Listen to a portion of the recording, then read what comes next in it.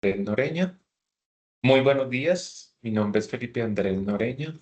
y quisiera aprovechar este espacio para presentarles una experiencia que tenemos en nuestra compañía. Eh, Inicialmente, pues quiero comentarles un poco sobre este proyecto, Territorios Sostenibles, Promoción de la Cultura de la Sostenibilidad en pos de la conservación del territorio mediante un proceso de acuerdos voluntarios de conservación. Primero que todo, pues Ocol es una compañía radicada en Colombia que tiene sus operaciones en el sector de oil and gas, extracción de hidrocarburos en diferentes regiones del país y que pues dentro de nuestros propósitos está la protección de la vida y la gestión de los territorios de una manera sostenible. Ocol Colombia pues ya lleva más de 69 años trabajando en el país, como les comentaba, en diferentes partes. Específicamente el proyecto del que les voy a hablar se ubica en los Llanos Orientales, específicamente en uno de nuestros campos de operación más importantes, el cual desde más o menos la década de los años 90 empezaron a producirse muchos hidrocarburos dentro de este sector. Una de las áreas que pues, se desarrolló mucho fue todo el sector del Piedemonte. Y dentro de estos sectores pues, se desarrollaron muchos proyectos de hidrocarburos. En el caso específico de Jocor, pues nosotros tomamos la operación en el departamento de tres bloques, tres campos en producción, de los cuales pues, nosotros todavía seguimos desarrollando. Y pues dentro de las actividades entre el 2006 y el 2018 realizamos todas nuestras actividades operativas en este sector. Sin embargo, pues ya hoy en día estos pozos ya no se encuentran en estado productivo. Empezamos a hacer pues una serie de actividades asociadas a lo que es ya la temática de abandono y cierre final de las obligaciones que nosotros teníamos. Y pues una de las alternativas que identificamos dentro de este proceso fue la generación de unos acuerdos de conservación voluntarios, utilizando recursos de la inversión del 1%, que es una de las obligaciones que tenemos dentro de nuestra licencia, que propende por la protección de las cuencas hídricas de las regiones donde se hicieron actividades. Y pues identificando que el área de donde nosotros estábamos haciendo actividades, municipios de Nuchía, Paya y Yopal, en el departamento de Casanare, en Colombia, pues tenían esa posibilidad de tener bosques con unas condiciones que permitían la conservación y que si no se hacía un trabajo social, ambiental, de gestión de esos territorios, pues la presión generada por otras actividades y la necesidad de recursos parte de las personas iban a generar pues el deterioro de esos ecosistemas y finalmente la pérdida de la biodiversidad de los organismos que habitan en ese territorio. Entonces, encontramos este mecanismo de los acuerdos voluntarios de conservación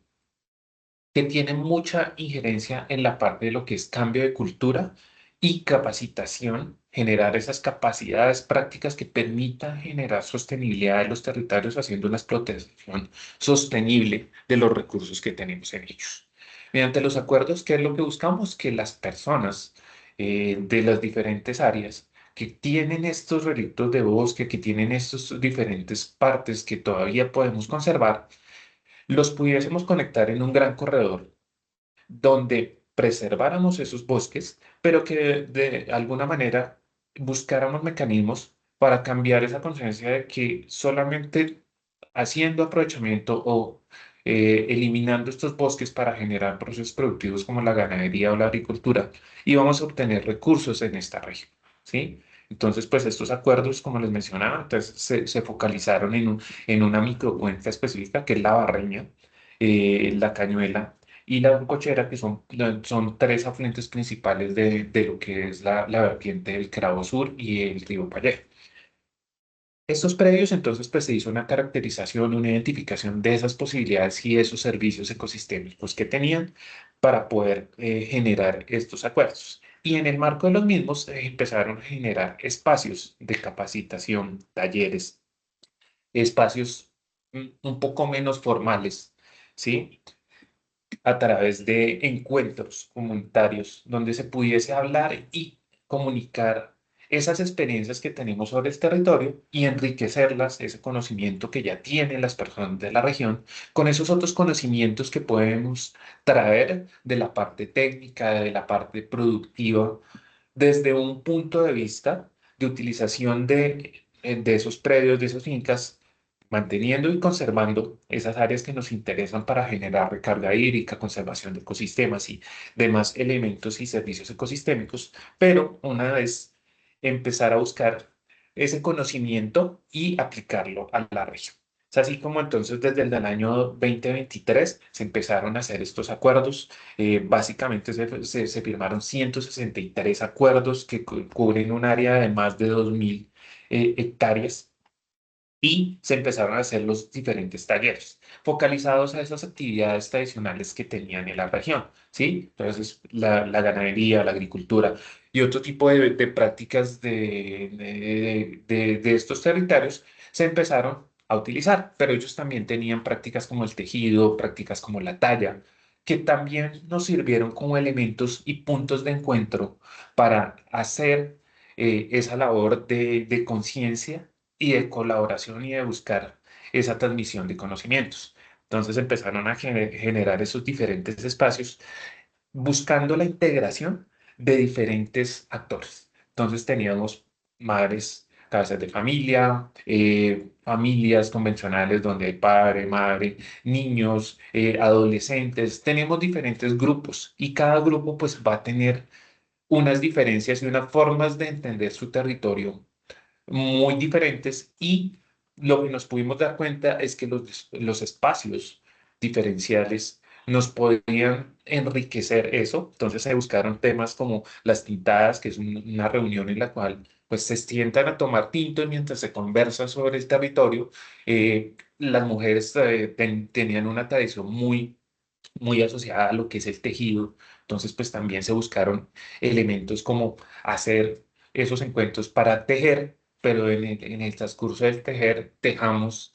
viendo nuestro territorio, representando nuestro territorio. Y pues en los hombres, uno de los temas que más se desarrollaba era la talla en madera, utilizando pues las técnicas tradicionales que ellos tienen. También, entonces, pues para reunirlos y en torno a ese tipo de actividades, empezar a hablar sobre cómo es que ellos manejan sus fincas, cómo manejan la ganadería, cómo podemos hacerla mejor a través de temas técnicos, cómo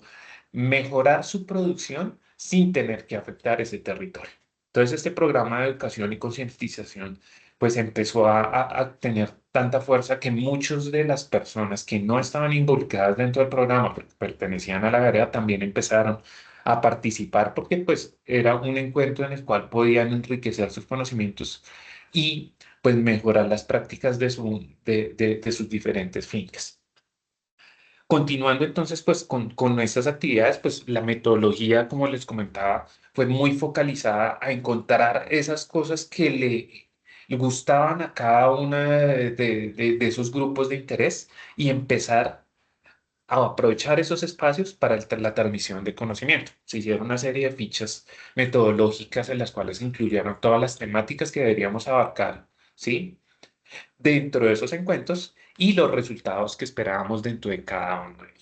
Con eso, entonces, como les mencionaba, entonces uno de los elementos base y de los grandes resultados es que pudimos generar un libro donde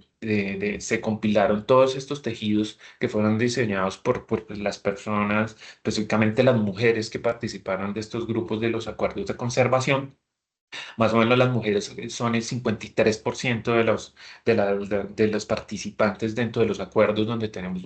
un tema de equidad de género muy representativo y que como resultado dieron todos esos tejidos en los cuales ellas expresan cómo ven su territorio y cómo ven el conservar después de pues, todos estos conocimientos que se compartieron y que se enriquecieron dentro de estas